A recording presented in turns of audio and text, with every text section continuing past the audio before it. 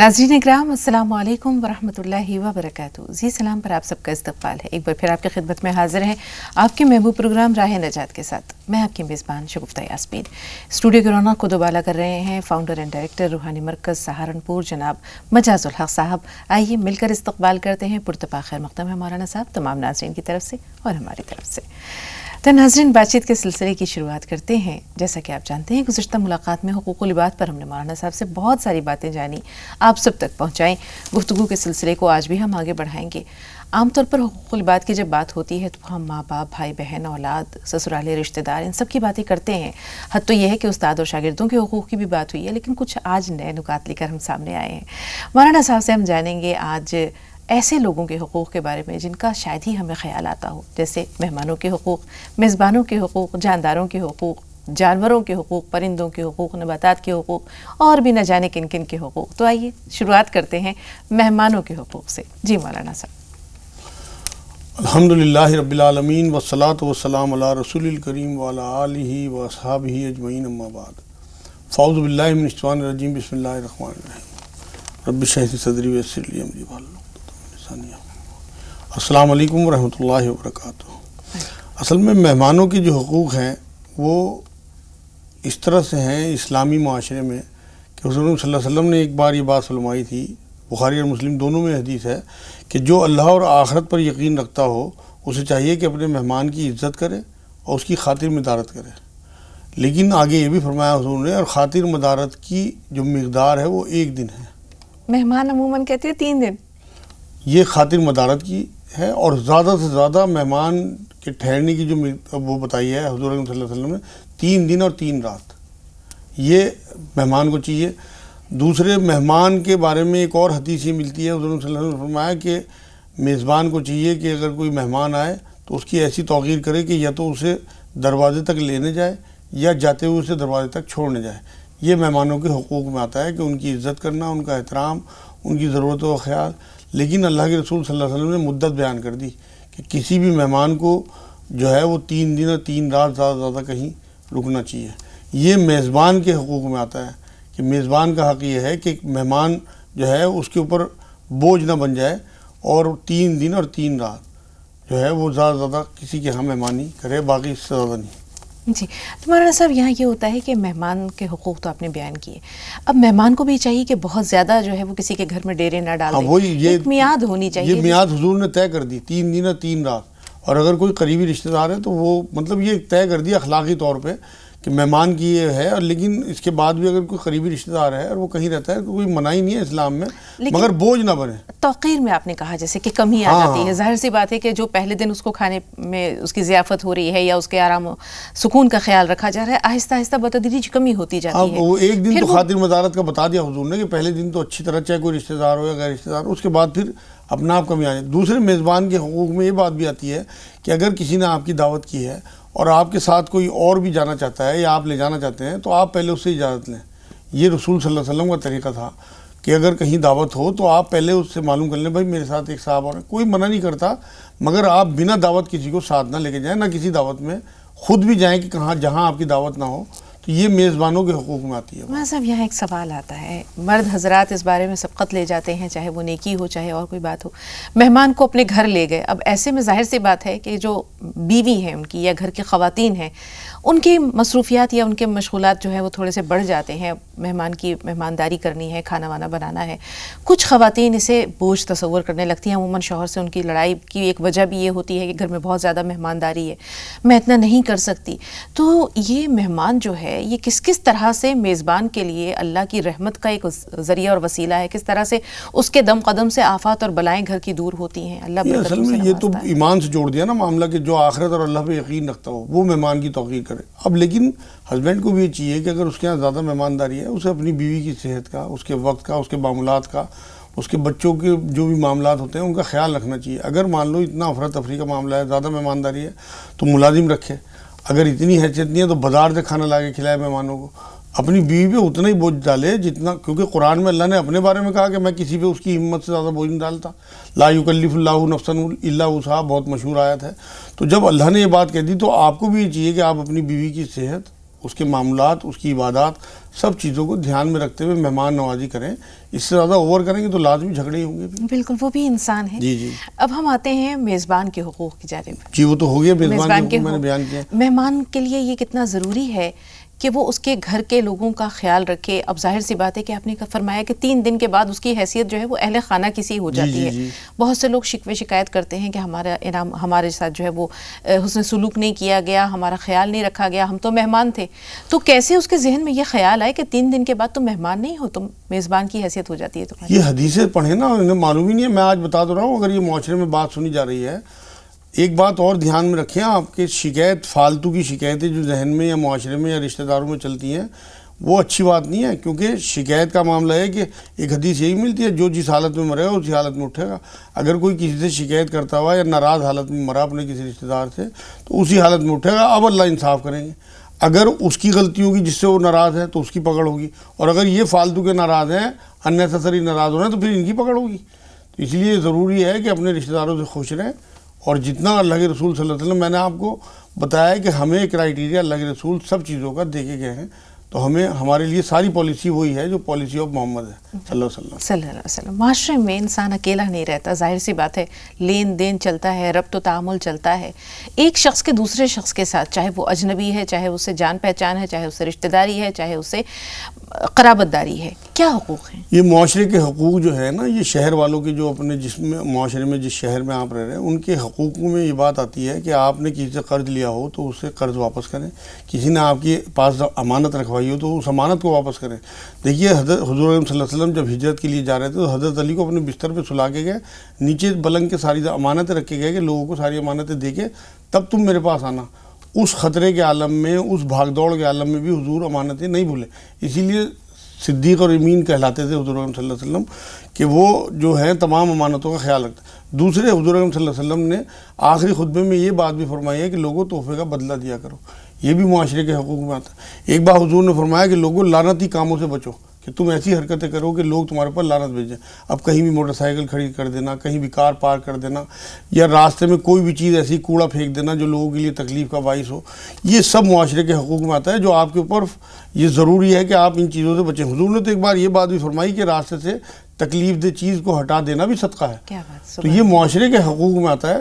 تو آپ اگر تحفے کا بدلہ دیتے ہیں، امانت میں خیانت نہیں کرتے، قرض لوگوں کا اتار دیتے ہیں اور اس طرح کی تکلیف دہ چیزوں کو ہٹا دیتے ہیں، یا کوڑا وغیرہ جو ہے صفائی رکھتے ہیں سڑکوں کی، یا کہیں اگر آپ کی حیثیت ہے تو جو بھی سڑک ایسی ہیں جن میں گڈھے اڈے ہو رہے ہیں، نہیں جو ہے میونسپلٹی والے دھیان دے رہے ہیں، تو آپ کی اگر حیثیت ہے لوگوں کی بھلائی کے لیے، معاشرے کی بھلائی کے لیے، آپ ان گڈھوں کو بھروا دیں. یہ بھی معاشرے کے حقوق میں آئے گا. بالکل صاحب، ہم دیکھتے ہیں کہ ہم اگر اپنے کردار کو ایسا بنا لیں کہ لوگ یہ پوچھیں کہ یہ کس مذہب کے پیروکار ہیں، اگر ان کا اخلاق، ان کا کردار ایسا ہے تو ان کا نبی کیسا ہوگا، اسلام کیسا ہوگا. بالکل بالکل بالکل یہ وہیں تک جاتی ہے بات. اصل میں بات یہ ہے، حضور صلی اللہ علیہ وسلم نے ایک بار یہ بات فرمائی تھی حضرت علی کو کہ تیری وجہ سے اگر ایک شخص بھی ہدایت پہ آ گیا تو تیرے لیے 100 سرخ اونٹوں سے بہتر ہے. اس ٹائم سرخ اونٹ کی قیمت بہت تھی، اب پھر 100 کی تعداد انگنت اونٹوں سے بہتر ہے. تو اس لیے جو لوگ اس طرح کی حرکات کریں گے، جو اللہ کے رسول صلی اللہ علیہ وسلم کو لوگ جو ہیں وہ سچا نبی اور اسلام کو سچا مذہب مانیں گے، تو انہیں اس طرح سے اللہ رب العزت ضرور فلاح دیں گے. ہم دیکھتے ہیں سماج میں بہت سے دبے کچلے پسماندہ لوگ ہوتے ہیں، بہت سے ایسے ہوتے ہیں جو غریب ہیں، نادار ہیں، یتامہ. اگر ہم یتیموں کی بات کرتے ہیں تو یتیموں کے کیا حقوق ہیں؟ یتیموں کے تو بہت حقوق قرآن نے بھی ہے، اور جو ہے حدیثوں میں بہت حقوق ہیں. بخاری کی حدیث میں ہے کہ میں اور اپنے یا پرائے یتیم کی کفالت کرنے والا جنت میں ایسے ہوگا. حضور نے اپنی 2 انگلیاں اس طرح سے تھوڑے سے گیپ کے ساتھ کھڑی کر کے بتائی. تو کتنی بڑی سعادت کی بات ہے. ایک بار اور یہ بات فرمائی حضور صلی اللہ علیہ وسلم نے کہ جو بھی انسان ہے وہ اللہ کے جس بندے نے مسلمانوں میں سے کسی یتیم بچے کی کفالت کی تو اللہ رب العزت اس کے لیے جنت جو ہے وہ واجب کر دیں گے اور داخل ہوگا جنت میں. یہ خطبے میں حضور نے جمعے کے خطبے میں یہ بات کہی. تو آپ یقین کریں نماز ختم ہونے کے بعد روایتوں میں بات لکھی ہے تمام جتنے بھی صحابہ تھے انہیں اللہ کے رسول کی بات پہ اتنا بھروسہ اور یقین تھا کہ سب یتیموں کی، غریبوں کی بستیوں کی طرف نکل گئے، ایک بھی گھر کو نہیں گیا اور وہاں سے یتیموں کو اپنے ساتھ لائے، ان کی کفالت شروع کر دی کہ ہمیں جنت میں داخلہ ملے گا. اس طرح سے ایک حدیث میں حضور نے فرمایا کہ جس نے اللہ کے لیے کسی یتیم بچے کے سر پہ ہاتھ پھیرا تو جتنے اس کے سر پہ بال ہوں گے اتنی نیکی اس کے نامۂ اعمال میں لکھی جائیں گی. یہ سب وہ جو یہ نویدیں ہیں کہ جو ہمیں اللہ کے رسول صلی اللہ علیہ وسلم سنا کے گئے ہیں یتیموں کے بارے میں. یہاں وہ واقعہ یاد آتا ہے کہ رسول پاک صلی اللہ علیہ وسلم عیدگاہ سے واپس آ رہے تھے. جی ایک بچہ روتا ہوا ملا, اس سے دریافت کیا. جی آپ ہی بیان کریں مولانا. جی وہ تو معاملہ یہ تھا نا کہ عیدگاہ کے اس میں تو حضور صلی اللہ علیہ وسلم کو بڑا اس کے اوپر بہت وہ آیا, کیونکہ حضرت حسن حسین تیار تھے تو اسے بھی تیار کرا کے پھر ساتھ لے کے گئے ہیں کہ جس سے کہ اس کی دل بڑا ہو جائے اور اسے لگے کہ مطلب میری بھی محبت کرنے والا, میری بھی توقیر کرنے والا کوئی ہے. یتیموں کے معاملے میں تو یہ ہونا چاہیے کہ ایک بار حضور نے یہ بھی فرمایا کہ تمہارے گھرانوں میں بہترین ہے وہ گھرانہ جس میں کسی یتیم کے ساتھ اچھا سلوک ہوتا ہو, اور مسلمانوں میں بدترین ہے وہ گھرانہ جس میں کسی یتیم بچے کے ساتھ برا سلوک ہوتا ہو. اس میں کوئی مسلمان یا غیر مسلم کا بھی فرق اللہ کے رسول نے نہیں کیا. یتیم بچوں کے معاملے میں آپ جو ہیں ایڈاپٹ کریں بچے, چاہے یتیم گھروں سے لیں اور انہیں پالیں تو آپ کو انشاءاللہ اجر ایک ہی ملے گا. اس سے بھی کوئی فرق نہیں پڑتا کہ کس مذہب کے لوگ ہیں, کس ماں کے بچے ہوں گے. بالکل. اگر ان کی پرورش نہ کر سکے, ان کی کفالت نہ کر سکے, اس کے سر پہ دست شفقت پھیرنا, یہ کتنا اجر؟ بہت بڑا اجر کی بات. میں نے بتایا اگر اس کے سر پہ ہاتھ پھیر دیا جائے تو جتنے اس کے سر پہ بال ہوں گے ان میں سب ان بالوں کی برابر نیکی آپ کے نامہ اعمال میں لکھی جائے گی. اگر یہ دیکھیں آپ کہ آپ کے گھروں میں بچے جو کام کرتے ہیں انہی کی اگر آپ کفالت شروع کر دیں, ان میں بہت سے یتیم بھی ہوتے ہیں, بہت سے ایسے ماں باپ ہوتے ہوئے بھی یتیم ہوتے ہیں کہ انہیں محبت مل ہی نہیں پاتی ہے. اپنا دل بڑا کر کے بالکل اپنے بچوں کی طرح ان سے رویہ رکھیں, ان کا کھانا پینا, ان کا پہننا اوڑھنا اس طرح سے کریں. آپ یقین کریں آپ اپنی زندگی میں ایمان میں, عزت میں, پیسوں میں برکت دیکھیں گے. کیونکہ ایک حدیث یہ ملتی ہے کہ تمہارے کمزوروں کی وجہ سے تمہیں رزق دیا جاتا ہے. حضور صلی اللہ علیہ وسلم نے ایک بار یہ بات بھی فرمائی تھی. تو اس لیے اپنے ان یتیم بچوں کا جو آپ کے گھروں میں, یا آپ کی کوئی بہن بیوہ ہو گئی, یا آپ کا کوئی بھائی جو ہے اس کی ڈیتھ ہو گئی, آپ کی بھابھی, ان کے جو بچے ہیں ان یتیموں کا خیال کرنا, ان کے حق دینا فوراً. ہمارے ہاں تو معاشرے میں ہے نا کہ اگر بھائی مر گیا تو اس کا حق جو ہے بڑا بھائی ہڑپ کر جاتا ہے, بہنوں کے حق نہیں دیتے, یہ کہتے ہیں ان کی تو شادی کرا دی. اگر ان کا ہسبینڈ مر گیا, بہن کا, بہنوئی مر گئے تو ان کے بچے جو ہیں وہ تو یتیم ہو گئے, تو آپ وہ اپنی بہن کا حق نہیں کھا رہے بلکہ ان یتیموں کا بھی حق کھا رہے ہیں. کوئی یتیموں کا اگر حق ہڑپ کر لیتا ہے, غصب کر لیتا ہے, تو اس کے لیے کیا وعید ہے مولانا صاحب؟ اس کے لیے میں بتا دو رہا ہوں کہ اتنا سخت گناہ ہے. اللہ نے قرآن میں جگہ جگہ یہ کہا ہے کہ بری نیت کے ساتھ یتیموں کے مال کے پاس بھی نہ پھٹکو. کھانا تو بہت دور کی بات ہے.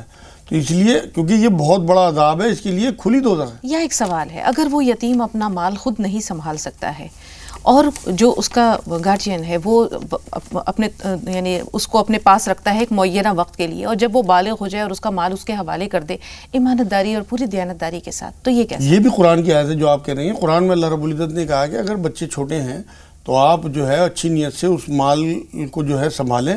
اگر آپ کی حیثیت ہے تو بنا اس کے سنبھال لیں کہ آپ ان سے کوئی معاوضہ نہ لیں, اور اگر آپ کی حیثیت نہیں ہے تو اپنے مال کے ساتھ شراکت کر کے پورا حساب کتاب رکھیں اور اس مال کو جو ہے اس کی حفاظت کریں. اور جب بچے بلوغت کو پہنچ جائیں, بالغ ہو جائیں, تو پھر ان کا مال حسن اخلاق کے ساتھ بنا کسی احسان کے ان کے حوالے کر دیں. میرے سامنے ایسے معاشرے میں بہت ساری نظیریں ہیں, اب بھی اچھے لوگ ہیں جنہوں نے اپنے بھتیجوں کے مال بچائے ہیں.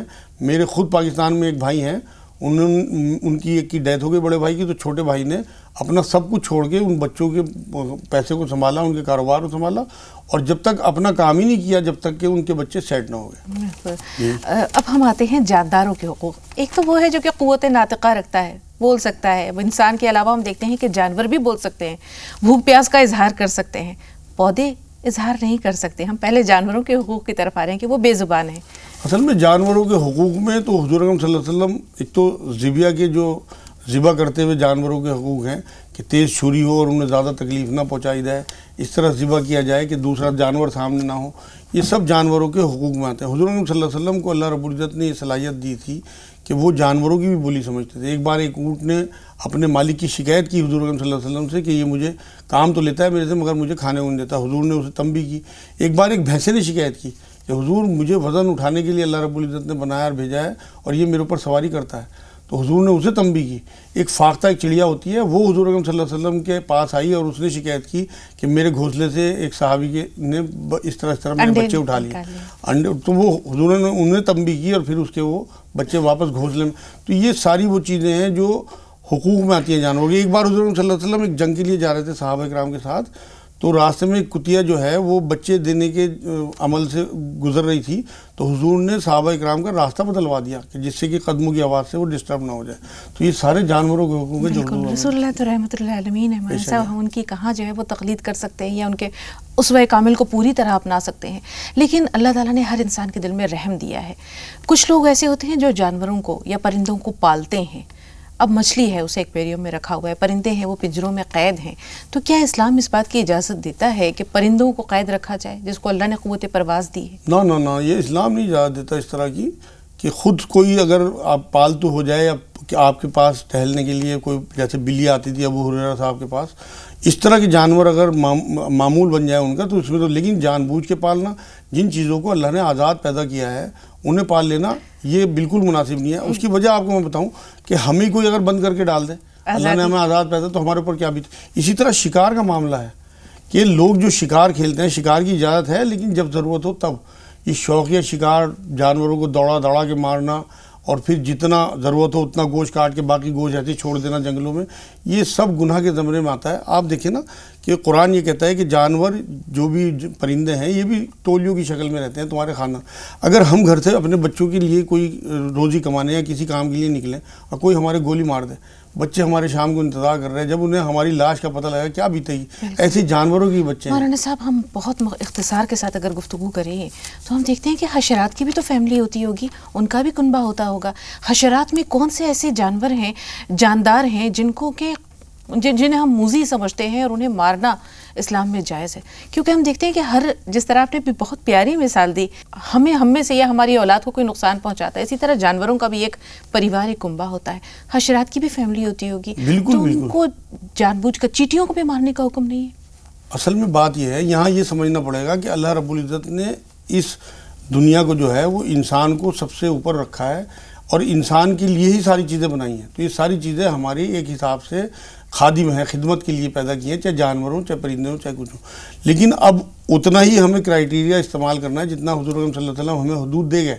حضور صلی اللہ علیہ وسلم نے جن موذی جانوروں کو مارنے کا حکم دیا ہے انہیں آپ مار سکتے ہیں. سانپ ہے، بچھو ہے، یا چوہا ہے، یا جو بھی آپ کو نقصان پہنچائے. انسانیت کی توقیر، انسانوں کی جان اللہ کو سب سے زیادہ عزیز ہے.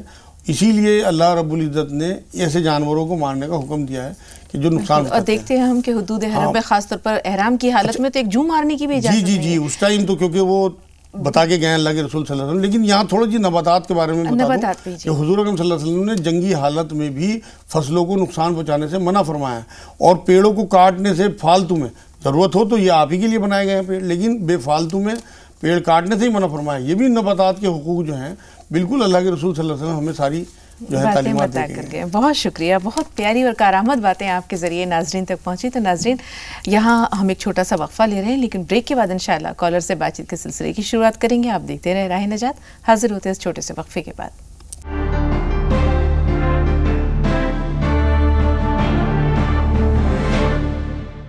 ناظرین وقفے کے بعد ایک بار پھر آپ سب کا استقبال ہے. دونوں سوالات اور دونوں کا تعلق ہمارے موضوع سے ہے. مثلا جتنا موضوع اہم ہے سوالات بھی اتنے ہی اہم ہیں. بہن نے سوال کیا کہ ایک مسلم اور غیر مسلم کے درمیان سود کا معاملہ ہو سکتا ہے، شریعت اجازت دیتی ہے؟ اصل میں بات یہ ہے کہ ایسی کوئی اجازت شریعت نے کبھی نہیں دی. حضور صلی اللہ علیہ وسلم کے زمانے میں یہودی لوگ تھے جو سود پہ پیسے دیا کرتے تھے لوگوں کو، لیکن حضور صلی اللہ علیہ وسلم نے گروی رکھ کے تو سامان لیے ہیں یہودیوں سے اور صحابہ کرام نے بھی، لیکن سود پہ کوئی ایک بھی نظیر نہیں ملتی کہ کسی غیر مسلم سے کسی ایمان والے نے پیسہ لیا ہو. تو اس لیے یہ سب بیکار کی اڑائی ہوئی باتیں ہیں، نہ قرآن کی کسی آیت سے ثابت ہے اور نہ حدیثوں سے یا کوئی اللہ کے رسول صلی اللہ علیہ وسلم کی زندگی سے ثابت ہے یہ بات. یہ بیکار کی بات ہے، اس طرح کی کسی بات میں نہیں پڑھنا چاہیے بلکہ اللہ کا تقوی اختیار کرنا چاہیے. جی راشد صاحب فرمائیے، آپ کا سوال کیا ہے؟ السلام علیکم. وعلیکم السلام. جی بھائی. بہن جی میری دونوں کڈنی سکڑ گئی ہیں اور میرا کریٹنین بڑا رہتا ہے، بلڈ پریشر زیادہ رہتا ہے، اور کوئی دوائی بتوا دی جن سے مولانا صاحب سے. ڈائلیسس چل رہا ہے؟ ڈائلیسس چل رہا ہے؟ آپ کا ڈائلیسس چل رہا ہے کیا؟ نہیں میرا ڈائلیسس تو نہیں ہو رہا، میں ڈائلیسس سے بس ٹرانسپلانٹیشن کی بات بتا رہے ہیں. میری اتنی ہے. جی جی جی مجاز صاحب. ہاں بھائی، آپ کو تو یہ چاہیے کہ ایک تو آپ ٹریٹمنٹ میں رہیں، اور دوسرے اب ایسے علاج بھی آ گئے کہ ڈائلیسس جو ہے وہ آگے چل کے چھٹ جاتا ہے. لیکن اچھی طرح سرچ کر کے کسی ایسے ادارے سے رابطہ کریں. فی الحال آپ 1 انجیر نہار منہ لیں, صرف 1 انجیر نہار منہ, اور کستے شیری جو کوٹ مٹی بھی کہلاتی ہے, اور کلونجی اور مہندی پتہ برابر وزن میں لے کے اور انہیں پسوا لیں, اور آدھا چمچ کھانے کے بعد دونوں ٹائم لیں, اور 1 انجیر نہار منہ لیتے رہیں. باقی کسی ایسے ادارے سے جو ہے وہ کانٹیکٹ کریں کہ جو لوگ بعد میں بتاتے ہوں کہ ڈائلیسس آپ کا ختم ہو جائے گا. جی, کوئی دعا بتا دیجیے انہیں تاکہ ہاں, اس کے لیے میکسیمم تو انہیں یا وہاب پڑھنا چاہیے, کم سے کم 5-6 منٹ روز اس طرح سے پڑھیں, یا وہاب یا وہاب یا وہاب, وہاب وہاب وہاب وہاب وہاب, اس طرح سے پڑھتے چلے جائیں. اور ایک یا رحمان یا رحیم یا اللہ 300 بار اور 40 بار آیت کریمہ لا الہ الا انت سبحانک انی کنت من الظالمین پڑھ کے اللہ سے دعا کریں, انشاءاللہ نکل جائیں گے جھنجھٹ انشاءاللہ. شبانہ صاحبہ آپ سے ہم مخاطب ہیں, شکیل بھائی تھوڑا سا انتظار. شبانہ بہن سوال بتائیے. اللہ, میں صبح شام پر یہ مغرب میں پڑھتی ہوں. آج بھی ہمیں ہے نا پوچھنی تھی بہت سارے سوال. آپ کا تو پہلا سوال ہی ہم تک نہیں پہنچا. پہلا سوال کیا تھا؟ جی السلام علیکم. آپ کا آج مولانا صاحب. وعلیکم السلام. دونوں کو ہمارا سلام. آپ کا میں یہ چینل بہت دل سے دیکھتی ہوں, اور میں بہت دنوں سے میں پریشان ہوں یہ مطلب کہ لگانے کے لیے, پر لگتا نہیں, آج بڑی مشکل سے لگی ہے. الحمدللہ. جی سوال بتا دیں. جی دیکھیے نا, ہمارے بچے ہیں جیسے کہ وہ 21 سال کے ہوں گے, 21-22 سال کے, 22 نہ چڑھے گا, وہ مطلب کہ وہ انجینئرنگ کر لیے ہیں, اور اس کے بعد میں چاہتی ہوں ان کو کہ باہر چلے جائیں تو اچھا رہے گا. ڈپلوما انجینئر کیے ہیں, اب یہاں پر ہے کہ ٹھیک ہے. اس کے علاوہ دوسرا سوال؟ جی دوسرا بھی سوال کوئی ہے؟ ہاں دوسرا بھی ہے. میں خواب میں جب بھی نماز سے بیٹھتی ہوں نماز پہ تو دیکھتی ہوں کہ یہ کبھی میں تلاوت کر رہی ہوں, کبھی مطلب کہ کچھ مطلب اچھا ہی کچھ دیکھتی ہوں. ٹھیک ہے, اللہ تعالیٰ بہتر کرے, اچھی تعبیر ہو. شکیل بھائی سوال بتائیے. شکیل بھائی ہمیں سن پا رہے ہیں؟ شکیل صاحب اگر آواز پہنچ رہی ہے آپ تک تو ٹی وی کی آواز تھوڑی دیر کے لیے میوٹ کر دیجیے اور اپنا سوال بتائیے. السلام علیکم باجی. وعلیکم السلام. چلیے چلتے چلتے آپ سے بات ہو گئی, فرمائیے سوال کیا ہے؟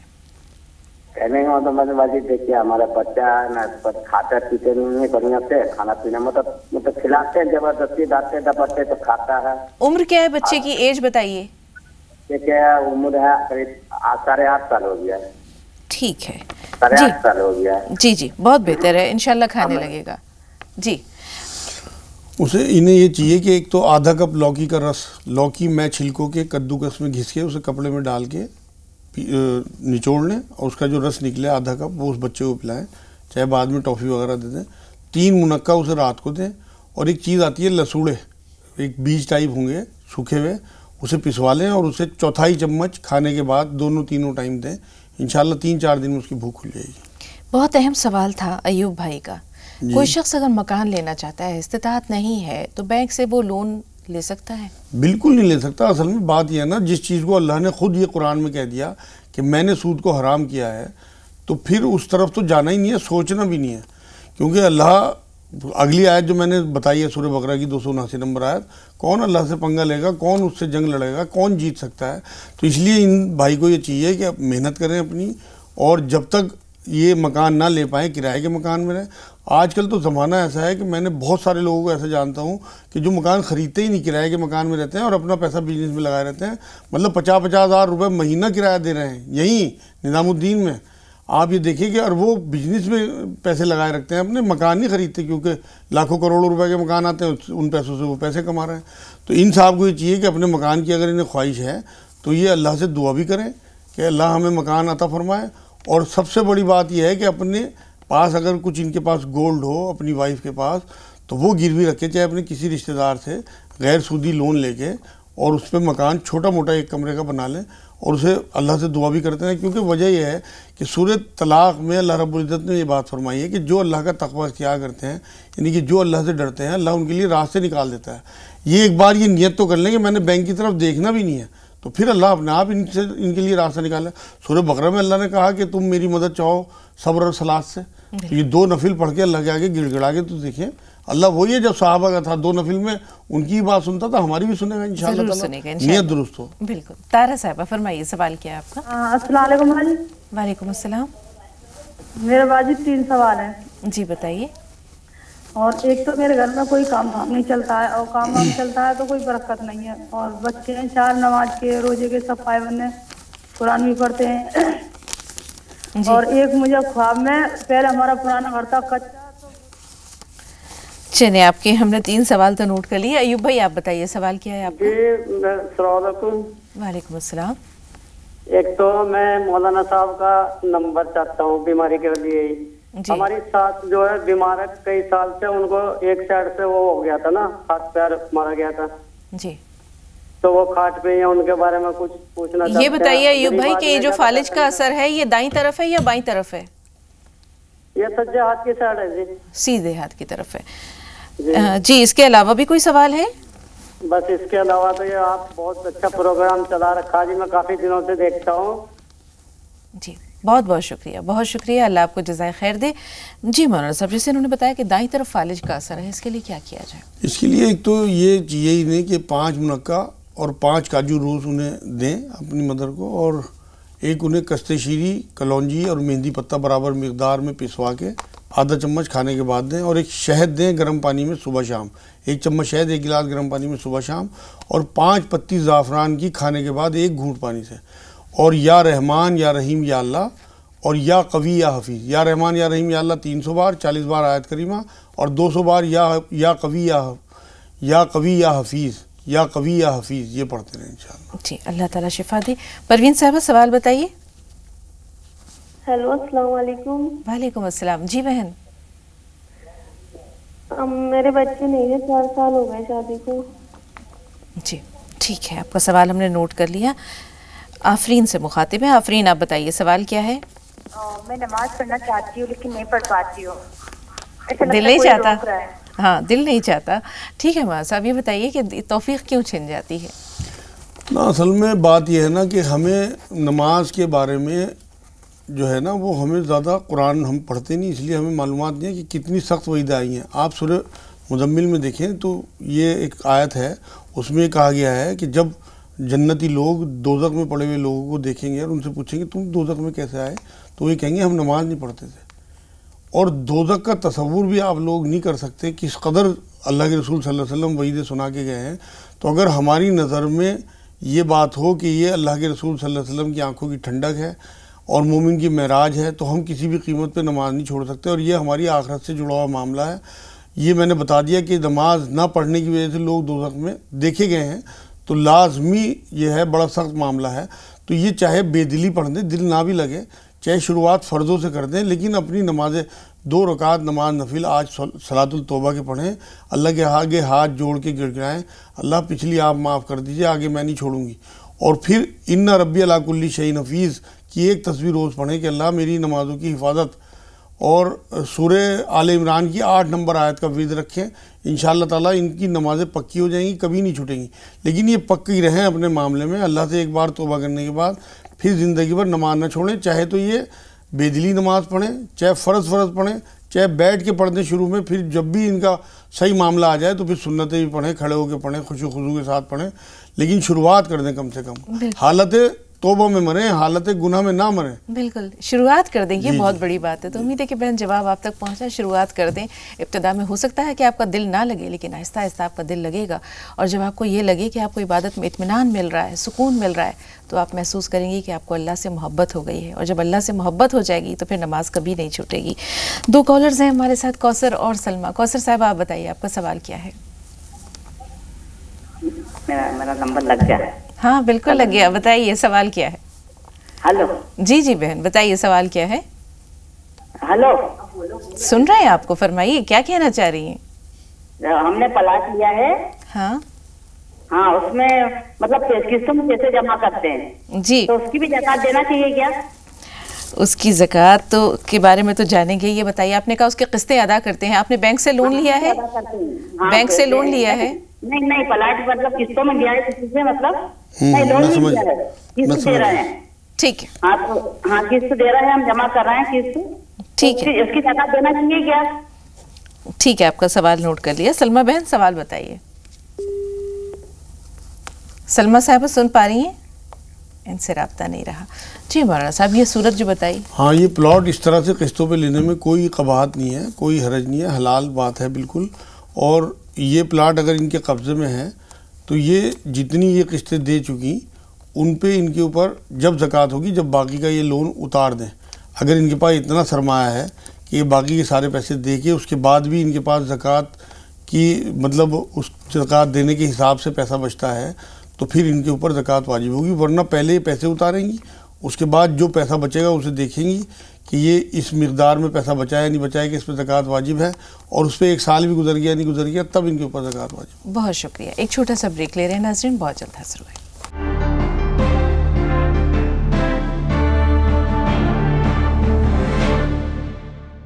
ناظرین وقفے کے بعد ایک بار پھر آپ سب کا استقبال کرتے ہیں. 2 کالرز ہیں ہمارے ساتھ، اسلم صاحب اور ریحانہ صاحبہ. ریحانہ صاحبہ تھوڑا سا انتظار. اسلم بھائی سوال بتائیے. ہاں جی بتائیے. ہلو جی بہن فرمائیے. السلام علیکم. وعلیکم السلام. مولانا صاحب کو بھی میرا سلام. وعلیکم السلام. ہاں باجی میرا یہ سوال ہے کہ ایک طرف ٹی وی کی آواز تھوڑی دیر کے لیے بند کر دیجیے، ٹی وی کی آواز میوٹ کر دیں اور اس کے بعد تسلی سے اپنا سوال بتائیے. ہلو ہاں ہاں بات جاری رکھیے. ایک طرف کا حصہ میرا، ہاں ایک طرف کا مطلب پورا حصہ میرا وہ رہتا سن رہتا ہے. ٹھیک ہے آپ کی بات پہنچ گئی. ریحانہ صاحب آپ بتائیے سوال کیا ہے. جی میری طبیعت خراب رہتی ہے اور کوئی دوائی بھی نہیں لگتی ہے، بس بیماری رہتی ہے. دوسرا سوال میرا یہ ہے کہ میرا بچہ ہے اس کی اچھی طرح وہ جم نہیں پائے روزی میں. آپ یہ بتائیے. دوسرا سوال ہم نے نوٹ کر لیا ہے. پہلا سوال آپ کی طبیعت سے متعلق ہے. طبیعت کیا خراب رہتی ہے؟ بس میری ذرا سا گر جاتی ہوں، ہڈیاں ٹوٹ جاتی، کبھی مجھے بی پی ہائی ہو جاتا. اللہ آپ کو صحت دے. 12 مہینے اللہ آپ کو صحت دے. جی جی ٹھیک ہے. مولانا صاحب یہاں شبانہ صاحبہ کے جو سوال ہیں انہوں نے اپنے بچے کے بیرون ملک جانے کی بات کی ہے. انجینئرنگ کی تعلیم حاصل کر رہا ہے یا شاید کر چکا ہے. جی جی روزگار انہیں چاہیے کہ روزگار کے لیے اپنے بچے کے لیے ایک تو باہر بھیجنے کے لیے اگر ضروری ہو ان کا بھیجنا تو ان ربی علی کل شیء قدیر اور ان ربی علی کل شیء حفیظ ایک تصویر پڑھیں کہ اللہ تجھے قدرت حاصل ہے، حفاظت کے ساتھ میرے بچے کو بھیج دے.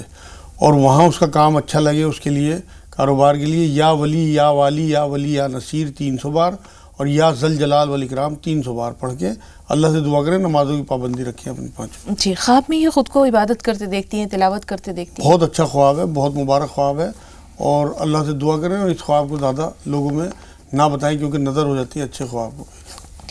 شہناز صاحبہ فرمائیے. شہناز صاحبہ سوال بتائیے. السلام علیکم. وعلیکم السلام.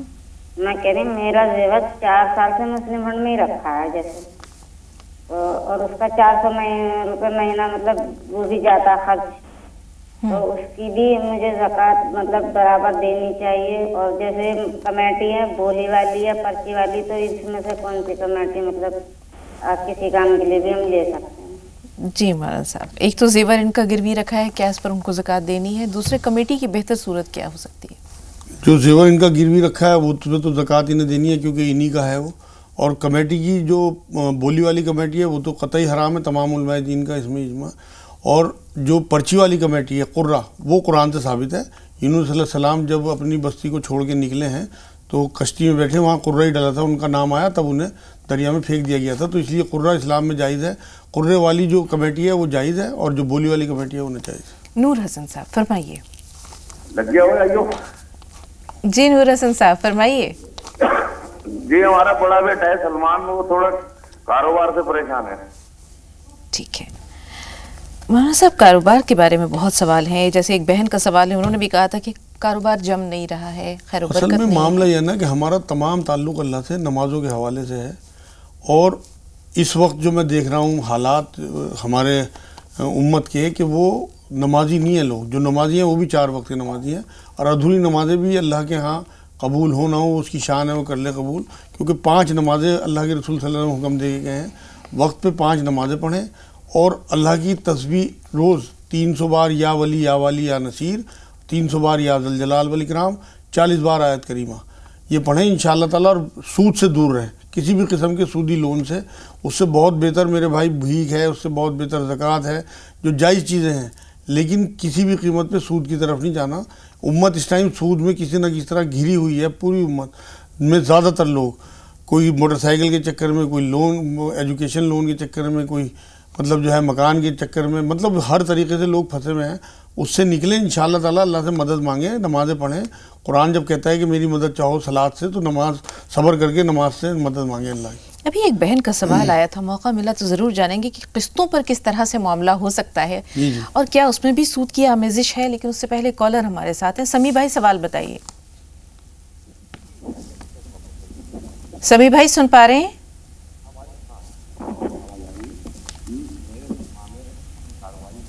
سمیع صاحب ٹی وی کی آواز تھوڑی دیر کے لیے بند کر دیں اور اپنا سوال بتائیے. تو ہمارے کاروبار کے حساب سے بہت سارے لوگوں پر پیسے باقی ہیں. جی آپ نے کوئی لین دین کا حساب کتاب رکھا تھا؟ کاغذی کاروائی کی تھی؟ نہیں، کوئی کاغذی کاروائی میں نے نہیں، کچھ نہیں کیا، بس لیکن سب باقی ہے. اور کچھ ایسے ہیں کہ کچھ گزر گئے، کچھ ایسے ہیں صاحب حیثیت دینا نہیں چاہتے ہیں. اچھا، کچھ لوگوں کا قرض میرے اوپر میں ہے، وہ تو میں دے دوں گا. ایک معاملہ اور خاص طور پر ہے کہ ایک غیر مسلم کا پیسہ میرے پاس ہے، قرض لیا تھا میں نے بطور قرض جی، اور وہ گزر گیا. ہاں، ان کی فیملی کے لوگوں کو آپ جانتے ہیں؟ ان کے بال بچوں کو، وارثین کو جانتے ہیں آپ؟ نہیں جانتے ہیں، کسی کو نہیں جانتے ہیں. مگر اب اس کی قرض ہم میں کیسے ادا کروں؟ یہ اہم سوال ہے. ٹھیک ہے، امام بھائی سوال بتائیے. جی، میرا بیٹا ہے محمد الاسلام ہے، اس کی جو ہے پڑھنے میں تھوڑا وہ کرتا ہے اور غصہ بہت ہے. عمر کیا ہے بچے کی؟ تقریباً 17 سال. 17 سال ہے. چلیں ایک بریک لیتے ہیں اور اس کے بعد انشاءاللہ جانتے ہیں کہ بچے کا غصہ کیسے دور ہو، پڑھائی میں دل کیسے لگے. باقی سوالات پہ بھی انشاءاللہ تفصیلی رہنمائی ہوگی، لیکن ایک چھوٹے سے وقفے کے بعد.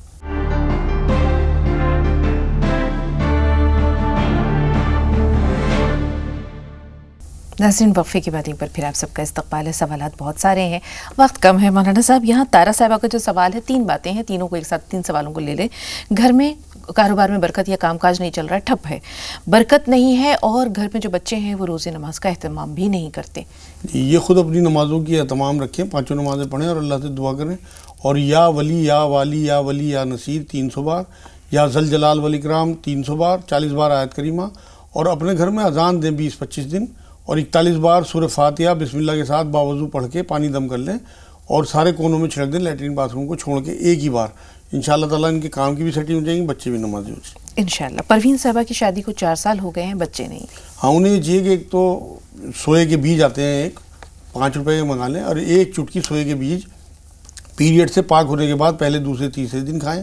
اور کلونجی چٹکی بھر کھانے کے بعد دونوں ٹائم تیز گرم پانی صبح شام، اور 3 انجیر نہار منہ، اور رات کو سوتے ہوئے دودھ اور شہد پئیں. یہ تو ان کے لیے ہو گیا. ان کے ہسبینڈ کے لیے آم کی گٹھلی پسوا لیں اور اشگند پسوا لیں.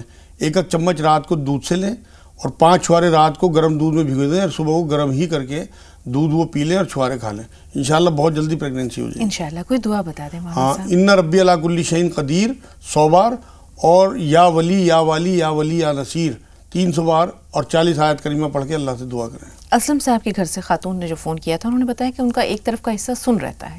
ہاں، سن پن کے لیے ایک تو شہد گرم پانی میں صبح شام، اور کستے شیری جو کوٹ مٹی کہلاتی ہے، اور کلونجی اور مہندی پتہ برابر مقدار میں پیس کے رکھ لیں. آدھا چمچ تینوں ٹائم کھانے کے بعد لیں، اور 5 کاجو اور 5 منقع دن میں کسی بھی ٹائم لے لیں. ریحانہ صاحبہ کی طبیعت خراب رہتی ہے. ہاں، انہیں بہت زیادہ کمزوری ہو گئی. انہیں بھی یہی چاہیے کہ مہندی پتہ، کستے شیری، کوٹ مٹی اور کلونجی تینوں برابر مقدار میں ملا کے آدھا چمچ کھانے کے بعد لیں. رات کو دودھ اور شہد پئیں، اور 3 جو کلی ہوتی ہے لہسن کی وہ کاٹ کے نگل لیں اور پانی سے پی لیں صبح کو. اس سے ان کا بلڈ پریشر نارمل رہے گا. اور ہڈیاں جو ٹوٹ رہی ہیں ان کی، ہاں، ان کے لیے انہیں کیلشیم کی وہ اصل میں انہیں ڈاکٹر سے رابطہ کرنا چاہیے، کیونکہ میں بہت دور ہوں. اس لیے اگر انہیں شوگر نہیں ہے تو 5 کاجو روز کھائیں، اور رات کو ہلدی کا دودھ پئیں، تو ان کا انشاءاللہ ہڈیاں مضبوط ہو جائیں گی. اور کیلشیم کے لیے کوئی ٹیبلٹ لکھوا لیں. جی. 17 سال کا بچہ ہے، غصہ بہت آتا ہے. امام الدین صاحب بتا رہے تھے اس کے علاوہ پڑھائی میں دل نہیں لگتا. ہاں، اس بچے پہ انہیں دم کرنا چاہیے. جب وہ سوتا ہوا ہو تو 21 بار یا شہید پڑھ کے سرانے کھڑے ہو کے، اور 21 بار سورہ اخلاص 3 بار درود آگے پیچھے پائنتیوں کی طرف کھڑے ہو کے اس کے اوپر دم کریں، 4-5 دن میں فرق پڑے گا۔ اور دوسری بات یہ ہے کہ ربنا ہب لنا من ازواجنا و ذریاتنا قرۃ اعین واجعلنا للمتقین اماما، سورہ فرقان 74 نمبر آیت، اس کا ورد رکھیں، ان کی مدر بھی فادر بھی، انشاءاللہ بچہ ان کا ٹھیک ہو جائے۔ اب آخری جو سوال ہے سمیع صاحب کا ہے، ان کے 2 سوالات ہیں اور دونوں بہت اہم ہیں۔ پہلے تو انہوں نے کہا کہ کچھ لوگوں نے مجھ سے قرض لیا، وہ لوٹانے کا نام نہیں لے رہے۔ دوسرا جو سوال یہ ہے وہ کہ انہوں نے کسی غیر مسلم شخص سے قرض لیا تھا، وہ دنیا سے جا چکے ہیں، ان کے لواحقین کا بھی پتہ نہیں ہے، تو وہ یہ قرض ادا کریں تو کس طرح، کیا سوچیں؟ اصل میں جن لوگوں کے پاس ان کا قرض ہے تو یہ ان سے تھوڑا سا روب سے یا تھوڑا اگر یہ ضرورت مند ہیں تو گڑ گڑا کے یا روب سے جس طرح بھی نکال سکیں حکمت کے ساتھ نکالیں، اور اگر یہ صاحب حیثیت ہیں تو اللہ کے لیے معاف کر دیں جس سے کہ ان کی آخرت آسان ہو، چاہے وہ صاحب حیثیت بھی ہوں تب بھی یہ معاف کر دیں، انشاءاللہ انہیں بہت اجر ملے گا۔ اور جو غیر مسلم کی یہ بات بتا رہے ہیں اور جن لوگوں کے انہیں پیسے دینے ہیں، کیونکہ قرض دار کی جنازے کی نماز حضور نے پڑھانے سے منع کر دیا تھا، تو ان کے پاس کوئی جائیداد ہو سونا ہو اسے بیچ دیں، چاہے کرائے کی جائیداد میں چلے جائیں، اور اپنا قرض اتاریں کم سے کم مرنے سے پہلے، کیونکہ بعد میں کوئی کسی کا نہیں اتارا کرتا۔ ان غیر مسلم کا جن کی ڈیتھ ہو گئی اور ان کے کوئی رشتہ دار ہوں یا تو ان تک پیسہ پہنچائیں، کوئی بھی ان کی بہن ہو یا کوئی پھوپھی ہو یا کوئی خالہ ہو ان کی جنہیں جانتے ہوں، بالکل اگر کسی کو نہیں جانتے، ایسا معاملہ ہے دنیا میں انہیں پتہ ہی نہیں اس کا، تو ان کے لیے آسانی آخرت میں ہو، ان کے عذاب کم ہو جائیں، اس لیے ان کی آسانی کے لیے ان کے نام پہ وہ پیسہ جو ہے کسی کو صدقہ کر دیں، مطلب ان کے نام سے، کہ اللہ اس کا اجر انہیں اس طرح سے ملے گا کہ ان کے عذاب میں وہاں آخرت میں کمی ہو جائے گی۔ بہت شکریہ۔ تو امید ہے بھائی دونوں سوالوں کے جواب آپ تک پہنچے۔ رشیدہ صاحبہ سوال بتائیے۔ رشیدہ بہن ہمیں سن پا رہی ہیں؟ جی باجی السلام علیکم۔ وعلیکم السلام۔ جی باجی میں نے پہلے مولانا طارق صاحب سے بھی سوال پوچھا تھا، میں اب جی باجی السلام علیکم۔ وعلیکم السلام۔ جی آپ نے سوال کیا پوچھا تھا؟ میں نے پہلے بھی مولانا طارق صاحب سے سوال پوچھا تھا، اب میں مولانا صاحب سے بھی سوال پوچھ رہی ہوں۔ جی باجی میرے بچے ہیں 3 لڑکے، ایک 11 سال کا ہے، ایک 10 سال کا ہے اور ایک 5 سال کا ہے، تو وہ سنتے نہ بولتے نہیں، اب ان کو بولنا تو آ گیا کم کم، لیکن ان کے کانوں میں سنائی نہیں آتی، کوئی ایسا جانچ بھی کروا کے جاتی ہے کچھ بھی نہیں آتا، تو پتہ نہیں وہ اوپری بات ہے یا اللہ جانے۔ آپ اس کا کچھ بتا یہ بتائیے کہ یہ بچوں میں جو یہ نقص ہے یا جو بھی ہم اسے کہہ سکتے ہیں معذوری ہے، یہ پیدائشی ہے؟ جی نہیں باجی 6 مہینے کے ہوتے ہیں جب تک تو یہ جیسے بچہ چھوٹا حرکت کرتا ہے ایسے بولتے تھے، پھر بعد میں ہونے کے بعد ایسے ہو جاتے ہیں، ٹھیک سال بھر کے ہونے کے بعد ایسے ہو جاتے ہیں۔ اللہ تعالیٰ بہتر کرے اور شفا دے۔ رضیہ بہن آپ بتائیے سوال کیا ہے؟ اللہ تعالیٰ تمام پریشانی دور کرے گا، تھوڑا سا انتظار، رضیہ صاحبہ کا سوال لے لیں۔ جی بہن۔ السلام علیکم۔ وعلیکم السلام۔ جی مجھے نام کے معنی پوچھنے تو نام بتائیے۔ رابطہ ہی نہیں رہا آپ سے، بہرحال اگر کال لگتی ہے انشاءاللہ تو ضرور جانیں گے۔ جیسے انہوں نے بتایا کہ 6 مہینے تک بچے نارمل رہتے ہیں اور اس کے بعد کچھ ایسی کیفیت ہوتی ہے ان کی۔ اصل میں یہ تو قدرتی طور پہ ان کے بچے ایسے آتے ہیں اللہ کی طرف سے، یہ انہیں لگتا ہے 6 مہینے تک ٹھیک ہے، وہ ٹھیک نہیں ہوتے، کیونکہ تینوں کا معاملہ ایسا ہی ہے، کوئی اوپرا معاملہ نہیں ہے، اس وہم میں نہ پڑیں، طریقے سے علاج کرائیں، بہت اچھے علاج آج کل آ گئے، اگر تھوڑا بہت بھی سنتے ہوں گے تو بڑی مشینیں اس طرح کی آ گئیں کہ وہ لگ جاتی ہیں کانوں میں۔ فی الحال وہ شروعات اس طرح سے کریں، جو علاج میں بتا رہا ہوں وہ کریں۔ ایک تو آدھا اخروٹ پیس کے 10 اور 11 سال کے بچے کو شہد میں ملا کے چٹائیں، آدھا اخروٹ آدھے 1 چمچ شہد میں ملا کے، چھوٹا والا جو بچہ ہے اسے 1/4 اخروٹ کی گری پیس کے اور آدھے چمچ شہد میں ملا کے چٹائیں۔ 5 پودینے کی پتی کا قہوہ بنا کے ان بچوں کو پلائیں، تینوں کو الگ الگ 5 اور 3 منقع رات کو دیں سوتے ہوئے، اور ایک کام یہ کریں کہ 7 بادام رات کو بھگو دیں اور صبح کو ایک کر کے چبا کے ان کے بچے کھائیں، تو انشاءاللہ تعالیٰ ان کے بچوں میں بہت جلدی فرق آئے گا، کہ انہیں غرارے کرایا کریں نمک کی وجہ سے۔ بعض بچوں کو اندر نزلہ ایسا بیٹھا ہوتا ہے اس کی وجہ سے بھی آواز نہیں آتی، تو ان کے بچوں کے بولنے کا بھی اور سننے کا بھی دونوں علاج اسی میں ہیں۔ اور خود یہ کریں کہ یا رحمان یا رحیم یا اللہ 300 بار، 40 بار آیت کریمہ اور 100 بار ان ربی علی کل شیء قدیر، کہ اللہ تجھے قدرت حاصل ہے، تو انہیں اچھا کر سکتا ہے، بے شک میرے بچوں کو تو ہی اچھا کرے گا۔ بے شک وہ ہر شے پہ قادر ہے۔ حبیب النساء صاحبہ آپ فرمائیے سوال کیا ہے؟ حبیب النساء صاحبہ سے رابطہ نہیں رہا، لیکن ایک سوال ہے مولانا صاحب، جیسے انہوں نے بہن نے کہا کہ ہم نے پلاٹ قسطوں پر لیا ہے، اب کوئی شخص کسی سے کوئی چیز پیسہ لیتا ہے قسطوں پہ لیتا ہے، تو ظاہر سی بات ہے جو دے رہا ہے اسے بھی تو اپنا کوئی منافع چاہیے، تو وہ قسطوں پر حلال کیسے ہوا، اور وہ منافع جو وہ لے رہا ہے وہ حرام کیسے نہ ہو؟ اصل میں پیسہ تو ادھار نہیں لے سکتے قسطوں پہ یا منافع بڑھا کے، کیونکہ حضور کی ایک حدیث یہ ملتی ہے کہ جو قرض نفع کھینچے وہ حرام ہے. لیکن سامان کے بارے میں، تجارت کے معاملے میں کوئی ایسی ہمیں وہ نہیں ملتی انسٹرکشن کہ لوگ اپنا سامان جو ہے وہ بڑھا کے نہیں بیچ سکتے. موٹر سائیکل ہو، کار ہو، مکان ہو، پلاٹ ہو، لوگ یہ کریں، اس کی تجارت کرتے ہیں بہت سے لوگ کہ یہ پہلے خرید لیں اور پھر اسے مہنگا کر کے قسطوں میں بھی بیچ سکتے ہیں، نقد بھی بیچ سکتے ہیں، جیسے ان کا موڈ ہو اس طرح سے بیچ سکتے ہیں. لیکن ایک بار طے ہونے کے بعد اگر ان قسطوں میں کوئی دقت آتی ہے تو وہ اس کے اوپر جو ہے وہ اس کے اوپر کچھ نہیں بڑھا سکتے، کیونکہ جو معاملہ طے ہو گیا اس کے علاوہ کچھ نہیں وہ لے سکتے. مان لو میں مثال دیتا ہوں، کسی نے 50,000 کی موٹر سائیکل خریدی کمپنی سے اور وہ کسی صاحب کو 60,000 میں دے دی اور ان سے 5,000 روپے مہینے کی قسط طے کر لی. کسی مہینے اگر وہ قسط نہیں دیتے ہیں تو یہ اگلے مہینے میں ان سے 10,000 لے لیں. یہ نہیں ہو سکتا کہ اگلے مہینے میں ان سے یہ کہیں جی پچھلے مہینے کے 5 کے 6 دو، یا ایک سال گزرنے کے بعد جب 60,000 روپے کا ٹائم ہو جائے اور وہ پوری نہ دے پائیں تو ان سے کوئی نہ کوئی اور اضافہ کر کے لیں، وہ حرام ہو جائے گا. بالکل. لیکن پہلے وہ طے کر کے سارا معاملہ ایک دکاندار کی طرح سے اپنا چیز بڑھا کے نفع سے بیچ سکتے ہیں. کچھ باتیں تو سمجھ میں آئی، جو نہیں آئی وہ کل سمجھنے کی کوشش کریں گے انشاءاللہ. اسی موضوع کو کل بھی آگے بڑھائیں گے. بالکل انشاءاللہ. بہت شکریہ اسٹوڈیو میں تشریف آوری کے لیے اور تمام ناظرین کی بھرپور رہنمائی کے لیے. السلام علیکم. تو ناظرین، گفتگو کا سلسلہ جاری رہے گا انشاءاللہ. کل ہم اسی موضوع پر اپنی بات چیت کو آگے لے چلیں گے. فی الحال زی سلام پر خبروں کا سلسلہ شروع ہونے کو ہے. آپ زی سلام دے کے ہمیں اجازت دیجیے. السلام علیکم ورحمۃ اللہ وبرکاتہ.